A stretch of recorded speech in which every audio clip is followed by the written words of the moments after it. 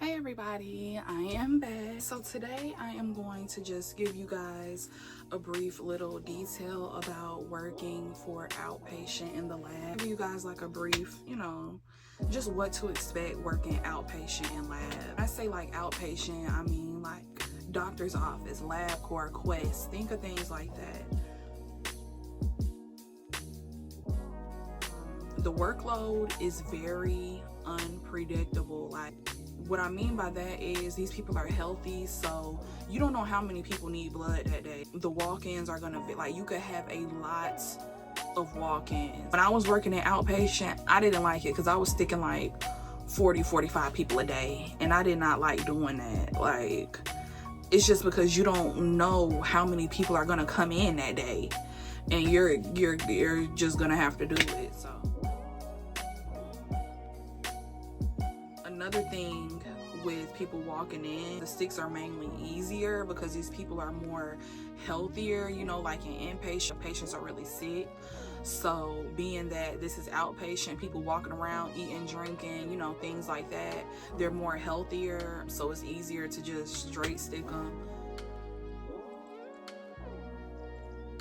The hours are mainly Monday through Friday, closed holidays, and natural disasters. If it's like, snow, flood, tornado, anything like that, any main natural disaster, hurricane, things like that, like they'll just go ahead and close the office. It's not like you have to report to like a hospital or you have to report to another site. It's just like they'll just go ahead and close. You do get holiday pay, I believe, if you have PTO. I'm not sure how any other outpatient work, but you can either use your PTO or something like that. If you do work somewhere like at a hospital that has an outpatient, if you want to, you can go pick up like on the weekends or go pick up on holidays and things like that if you want to. It's not mandatory, it's if you want to, because like I said, it's mainly Monday through Friday. When you do work outpatient, it does include processing the blood. You have to spin it down, get the serum or plasma, and you have to send it frozen.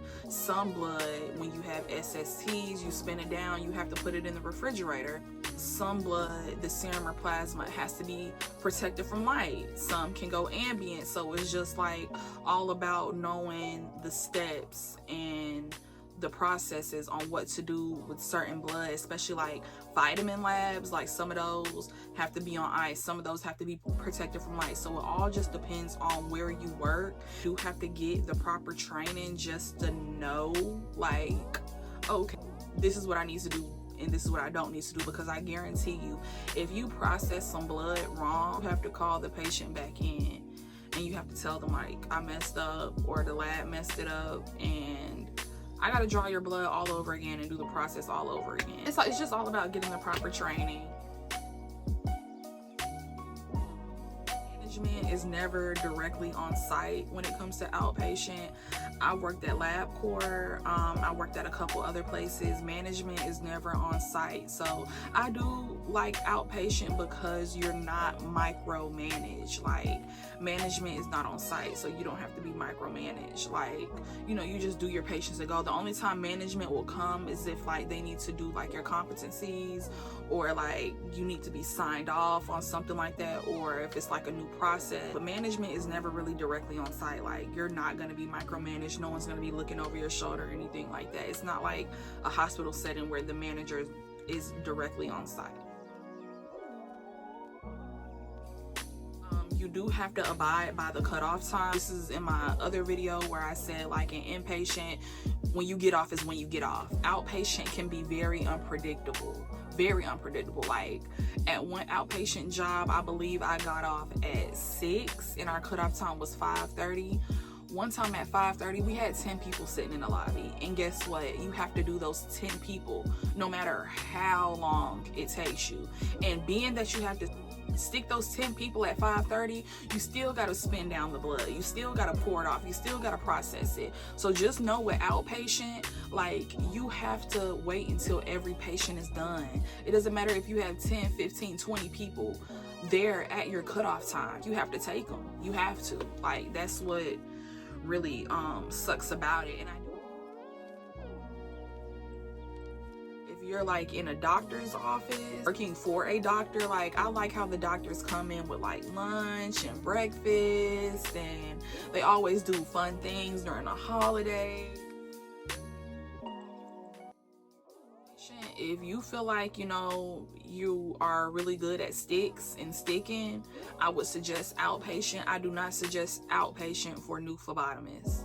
I mean, the sticks are easier, but you are gonna have some like really old patients, like in their 80s, 90s, like maybe even 100, to where the point their skin is like paper, and you have to really use your skills to get that blood. So I feel like if you're very skilled, outpatient would be easy, but if you want to get that learning experience, to do inpatient, not outpatient, because that's where you will get your biggest experience.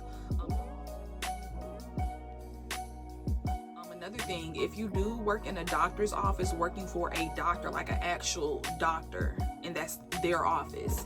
If you work for like LabCorp and Quest, if you do have an issue, management will try to encourage you just to speak to the doctor or the office manager directly, just to manipulate any kind of confusion or anything like that, because I guarantee you, like I said, management is not on site. If you go to management and you let them know what's going on, they're going to be like, okay, did you express this to the office manager? Did you express this to the doctors? Did you let them know what's going on? Because management, honestly, like, they're just not gonna want to get in the middle of it, and they're not even there. Like, they come in, check on you time to time, but other than that, like, they want you to have a good rapport with the office management and the doctors. Another thing, you will have patients come in with orders from the doctor on the paper. If these orders do not have a diagnosis code, if you cannot see a doctor's name, if you cannot see the test accurately, what you need to tell that patient is they need to contact the doctor and let them know they need to get the correct order with the correct information. You cannot sit up here and order labs for a patient. When you're an outpatient, do not order labs for a patient, because if you sit there and you order the wrong lab, a lab that the patient does not need, you will get in trouble, because you have to think about it. These labs cost a lot of money. They cost a lot of money. You order the wrong lab, the patient has to come back and get the correct lab, because you're guessing. You're not a doctor, you're not a physician, you don't know what the patient has going on. So do not order labs for a patient. Do exactly what it says on the requisition. Do not order labs for a patient. Leave that to the doctor. Let the doctor do their job, and don't overstep and try to do the doctor's job. This was a short video.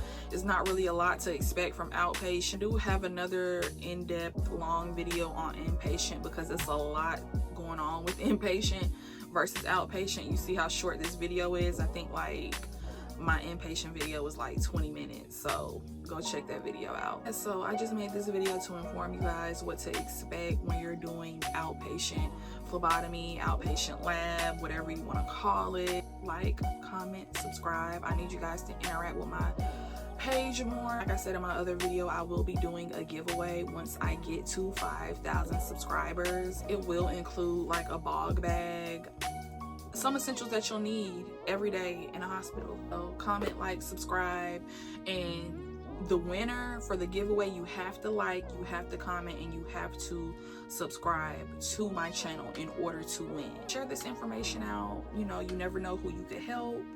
Bye guys. Thanks for watching.